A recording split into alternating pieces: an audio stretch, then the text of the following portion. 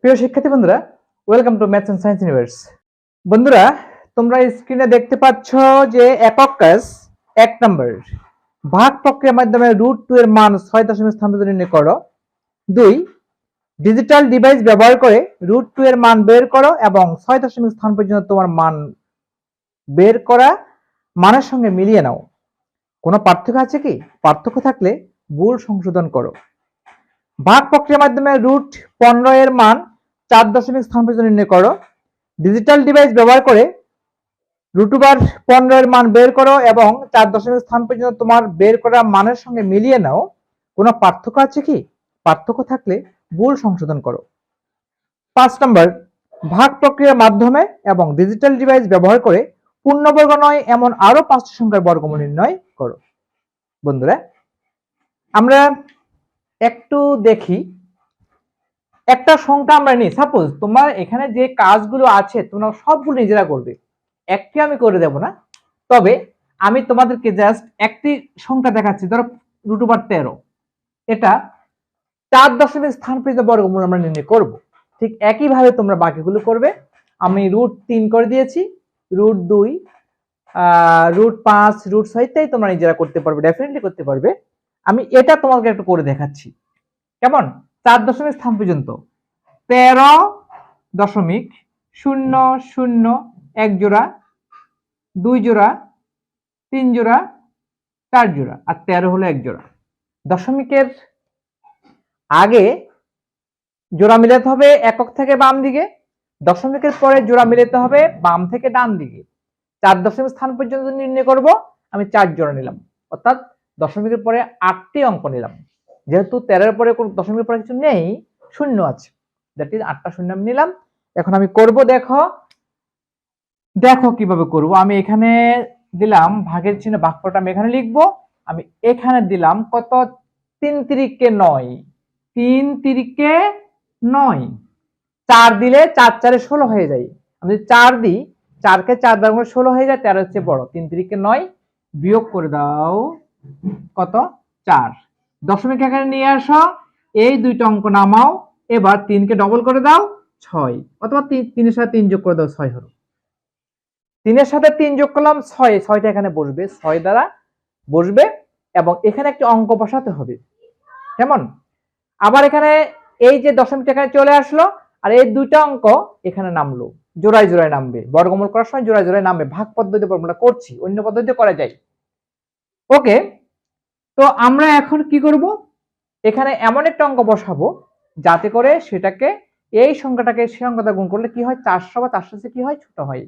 6 বসাও, 6 36, 6 হাতে 3, 6 36, 36 3 39। 6 বসালে পরে হবে, 7 বসালে হবে না। 66কে 6 দ্বারা গুণ করো, 396। এখানে হবে 396, বিয়োগ করে দাও। হ্যাঁ, কত হবে? 4। 400 থেকে 396 বিয়োগ করে কত হবে? 4 হবে। তুমি এবার এই জোড়া নামিয়ে নাও। এই জোড়া নামালাম। এখন আমি একটু দাগ দিই হালকা করে, এই জোড়া নামালাম। বুঝতে পেরেছো? এটাও নামাই ফেলেছি, দাগ দিই। ওকে, এখন কি করবে তুমি? এখন তুমি এই যে 66 আছে না, তার সাথে 6 যোগ করে দাও, 72, 72। এখানে এমন একটা অঙ্ক বসাও, বসানোর পরে যে সংখ্যাটা হবে সেই সংখ্যাকে ওই অঙ্কটা দ্বারা গুণ করলে যেন 400 হয় বা 400 ছোট হয়। আমি যদি 1 বসাই, 721, এটাকে 1 দ্বারা গুণ করলে কিন্তু 721 হচ্ছে, যেটা 400 চেয়ে বড়। তাহলে এটা আমি করতে পারবো না, আমাকে শূন্য বসাতে হবে। এখানে শূন্য বসাও, এখানে শূন্য বসাও। তাহলে শূন্য দ্বারা 720 কে গুণ করো, শূন্য হবে, বিয়োগ করো, আবার 400 নেমে গেল বিয়োগ করার পরে। এবার তোমাকে এই জোড়া শূন্য নামাতে হবে এবং 720 এর সাথে শূন্য যোগ করলে 720, 720 এর সাথে শূন্য যোগ 720, অথবা 360 কে 2 দ্বারা গুণ করলে 720। প্রতিবার ভাগফলকে 2 দ্বারা গুণ করে এখানে আনতে হবে। 360 কে 2 দ্বারা গুণ করো, 720 হবে। এখানে এমন একটা অঙ্ক বসাও যাতে গুণ করলে কি হয়? 40,000 এর ছোট হয় বা 40,000 এর সমান হলে চলবে, নো প্রবলেম। তো দেখো, আমি যদি এখানে 6 বসাই, 6 সাথে 42 চলে আসতেছে, হবে না। যদি 5 বসাও 5 সাথে 35 আসছে, দেখো 5 বসিয়ে কত হয়, 7 2 0 5, 5 5 25, 5 হাতে 2, 5 2 10 0 হাতে 1, 5 7 35 36, 5 বসিয়ে দাও, এখানে 5 বসিয়ে দাও, কত হলো 36,025। বিয়োগ করো, 10 থেকে 5 গেলে 5, হাতে 1 3, 10 থেকে 3 গেলে 7, হাতে 1, 10 থেকে 1 গেলে 9, হাতে 1 7, 10 থেকে 7 গেলে 3, হাতে 1 4, 4 থেকে 0, 3975। এবার কি করব, আমরা এটার সাথে 5 যোগ করে দাও, অথবা এটাকে ডবল করে দাও, একই কথা। এটার সাথে 5 যোগ করলে কত হবে, 7210। এবার তুমি এই জোড়া নামিয়ে নাও। এবার এখানে এমন একটা অঙ্ক বসাও যাতে করে এই সংখ্যাটাকে সেই অঙ্কটি দ্বারা গুণ করলে গুণফলটা এটা কি হবে, ছোট হবে, বা এটা সমান হলে চলবে। এখন দেখো, ওই যে এখানে 39, এখানে 7 আছে, 7 কে কত দ্বারা গুণ করলে 39 ছোট হয়, 6 7 42, 5 7 35, ডেফিনেটলি 5 বাদ দাও, এখানে 5 দাও, এখানে 5 দাও, তাহলে কত হচ্ছে 7 2 1 0 5 কে 5 দ্বারা গুণ করো, 5 5 25, 5 2 5 থেকে 5, 5 ধরে 0 হাতে 1, 5 7 35 36, 3 6 0 5 2 5, বিয়োগ করে দাও, কত হয়, 10 থেকে 5 গেলে 5, হাতে 1, 10 থেকে 3 গেলে 7, হাতে 1, 15 থেকে 6 গেলে 9, হাতে 1, 7 থেকে 1 গেলে 6, 9 থেকে 6 গেলে 3, 36,975 থেকে গেল। তাহলে আমরা 4 দশমিক স্থান নির্ণয় করে ফেললাম। তোমাকে 6 দশমিক স্থান নির্ণয় করতে গেলে বাড়াবে, আরো শূন্য আরো বাড়াবে। আমরা ধরো আরো একটা ঘর নির্ণয় করব 5 দশমিক স্থান পর্যন্ত, নো প্রবলেম, রাইট। এবার তুমি কি করবে, এটার সাথে 5 যোগ করে দাও, তাহলে কত হলো 7 2 1 1 0। এখানে এমন একটা অঙ্ক বসাও গুণফলটা যেন কি হয়, এটা সে কি হয়, ছোট হয়। এই সংখ্যাটাকে সে অঙ্কটা গুণ করে গুণটা ছোট হয়। যদি আমি 5 বসাই, 5 5, তাহলে কত হবে 7 2 1 1 0 5 কে 5 দ্বারা গুণ করো, 25, 5 থেকে 5, 5 থেকে 5 10 সাথে 1, 5 36, 3 ও শূন্য তো নামবে, তাই না, 3 6 0 5 5 2 5, বিয়োগ করো, 10 থেকে 5 গেলে 5, হাতে 1 3, 10 থেকে 3 গেলে 7, হাতে 1 6, 15 থেকে 6 গেলে 9, হাতে 1 6, 7 থেকে 6 গেলে 1, ওকে, 9 থেকে 0 গেলে 9, ওকে, 91,975 থেকে গেল। আমরা 13 এর বর্গমূল নির্ণয় করলাম 5 দশমিক স্থান পর্যন্ত, 5 দশমিক স্থান পর্যন্ত। সুতরাং বলতে পারি 5 দশমিক স্থান পর্যন্ত 13 এর বর্গমূল, প্রধান বর্গমূল 3.60555। বুঝতে পেরেছ? 6 দশমিক স্থান নির্ণয় করতে গেলে আরেক জোড়া নিবে শূন্য, নো প্রবলেম, আবার করবে, এটাকে এটার সাথে আবার 5 যোগ করে এখানে লিখবে, অথবা এটাকে ডবল করে 2 দ্বারা গুণ করে এখানে লিখবে, এই কথা। যোগফলটা বুঝছো তো?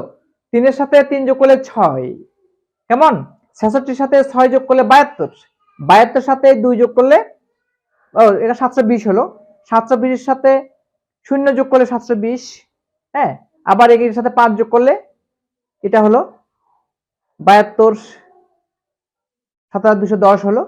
এবার এটার সাথে যদি আমি 5 যোগ করি কত হলো, 72,000 7,21,105 হলো। এটা তোমরা এভাবে করতে পারো, অথবা আমাদের এখানে 3 হলো, 3 কে 2 দ্বারা গুণ করলে 6, কেমন, 7 থেকে 2 দ্বারা গুণ করলে 72, 360 কে 2 দ্বারা গুণ করলে 720, হ্যাঁ, তারপরে 3600, 3605, 3605 কে 2 দ্বারা গুণ করলে কত হবে, 7210 হবে। আবার 36,055 কে 2 দ্বারা গুণ করলে 72,110 হবে। বুঝতে পারছো? এভাবে 2 দ্বারা গুণ করে এখানে ভাজকে লিখতে হবে। ক্লিয়ার? ওকে, তাহলে আমরা এভাবে 13 এর বর্গমূল নির্ণয় করতে পারি। তোমরা চাইলে 15, 17, 16 ইত্যাদি বর্গমূল বের করতে পারো। 3 দশমিক স্থান পর্যন্ত, 4 দশমিক স্থান পর্যন্ত, 5 দশমিক স্থান পর্যন্ত ইত্যাদি করতে পারো। ঠিক আছে? ওকে, এবার আসো প্রধান বর্গমূলের বৈশিষ্ট্য। কেমন, প্রধান বর্গমূলের বৈশিষ্ট্য কি প্রধান বর্গমূলের বৈশিষ্ট্য যেমন আমরা বলতে পারি 36-এর বর্গমূল গুণ 36-এর বর্গমূল সমান কত? 36 বিয়োগ √36 গুণ বিয়োগ √36 সমান কত? 36, তাই না? এটা হলো 36-এর প্রধান বর্গমূল, এটা হলো 36-এর অন্য বর্গমূল। দুটি বর্গমূল থাকে, একটি সংখ্যার দুটি বর্গমূল থাকে, একটি প্রধান বর্গমূল, একটি অন্য বর্গমূল। এটা হলো প্রধান বর্গমূল, এটা হলো অন্য বর্গমূল। দুটি অন্য বর্গমূল গুণ করলে 36 হবে, প্রধান দুটি বর্গমূল গুণ করলেও কি হবে? 36 হবে। 36-এর দুটি প্রধান বর্গমূল গুণ করলে 36 হবে, অন্য বর্গমূল দুটো গুণ করলে কি হবে? 36 হবে। তাহলে আমরা বলতে পারি এখান থেকে যে বর্গমূলের সাধারণ বৈশিষ্ট্য প্রধান বর্গমূল যে √a into √a equal to a minus √a into minus √a equal to a, এটা হলো প্রধান বর্গমূলের একটি বৈশিষ্ট্য। ঠিক আছে বন্ধুরা? ওকে ওকে বন্ধুরা, এখানে যে দুটি সংখ্যা আছে দেখতে পাচ্ছ, এ হলো 0 বা 0-এর চেয়ে বড় কোনো সংখ্যা। ঠিক আছে, এর মান 0 বা 0-এর চেয়ে বড়, কারণ বর্গমূলের ভিতরে কোনো ক্রমেই ঋণাত্মক সংখ্যা আসতে পারবে না। ঠিক আছে, এটা শূন্য অথবা ধনাত্মক কোনো সংখ্যা, এর মান 0 অথবা ধনাত্মক কোনো পূর্ণ সংখ্যা। ঠিক আছে, 0 অথবা স্বাভাবিক সংখ্যা হতে পারে, এর ভ্যালু 0 অথবা স্বাভাবিক সংখ্যা। স্বাভাবিক সংখ্যা বলতে স্বাভাবিক সংখ্যা হতে পারে যে কোনো পূর্ণ সংখ্যা হতে পারে ধনাত্মক। ঠিক আছে, 0 এবং ধনাত্মক বাস্তব সংখ্যা, 0 এবং ধনাত্মক কি সংখ্যা? যে কোনো বাস্তব সংখ্যা, ধনাত্মক বাস্তব সংখ্যা হতে পারে। ওকে, বা ধনাত্মক পূর্ণ সংখ্যা হতে পারে। বন্ধুরা, এখানে এ হলো 0 অথবা কোনো ধনাত্মক পূর্ণ সংখ্যা, আর এই দুইটা হলো ধনাত্মক পূর্ণ সংখ্যার বর্গমূলের সমীকরণ বা প্রধান বর্গমূলের সমীকরণ। ঠিক আছে, ওকে, আমরা ধরো 49 বা ধরো √36 আমরা কিভাবে লিখতে পারি? √2 গুণ 2 গুণ 3 গুণ 3 এভাবে লিখতে পারি। এভাবে করা যেতে পারে। 36-কে মৌলিক উৎপাদক বিশ্লেষণ করলে 2 গুণ 2 গুণ 3 গুণ 3। ওকে, আমরা এভাবে করতে পারি যে বর্গমূল 2 গুণ 2 গুণ বর্গমূল 3 গুণ 3। ঠিক আছে, এই দুটো বর্গমূল কত? 2, এই দুটো বর্গমূল কত? 3। 2 গুণ 2 এর বর্গমূল 2, 3 গুণ 3 এর বর্গমূল 3, তার মানে 36 বর্গমূল কত? 6। আমরা এভাবেও কিন্তু বর্গমূল নির্ণয় করতে পারি। 36 এর বর্গমূল কিভাবে নির্ণয় করলাম, ঠিক একইভাবে তোমরা করতে পারো।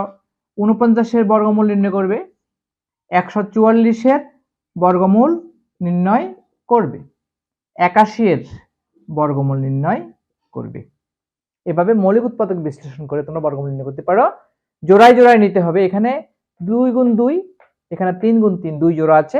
2 গুণ 2 এর বর্গমূল 2, 3 গুণ 3 এর বর্গমূল 3, 2 আর 3 গুণ করে 6। একইভাবে আমরা এখানে করতে পারি। নরমালি হবে 7 গুণ 7, এখানে করতে পারো, এখানে করতে পারো, তোমরা বের করতে পারো এভাবে। ঠিক আছে, ওকে